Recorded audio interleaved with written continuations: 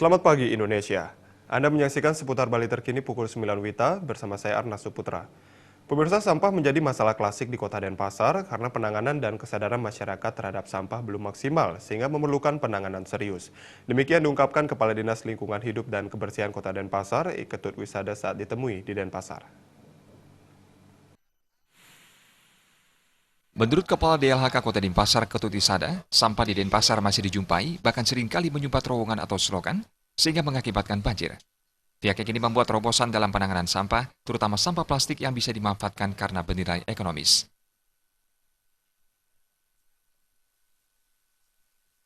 Adalah bagaimana memberdayakan masyarakat, kemudian menilai sampah itu supaya menjadi bernilai ekonomis. Jadi sampah itu tidak dibuang begitu saja. Jadi sampah yang bernilai ekonomis kita jual melalui bank sampah. Kita kumpulkan melalui bank sampah. Nah, sehingga bank sampah di Kota Denpasar ini dan masyarakat Kota Denpasar ini betul-betul memaknai arti daripada sampah, memaknai arti beralih. Wisada mengungkapkan untuk menyukseskan program penanganan sampah, pihaknya juga menggandeng anak sekolah dalam pengumpulan sampah plastik dan bekerjasama dengan bank sampah yang ada di desa kelurahan dan juga bekerjasama dengan PKK desa.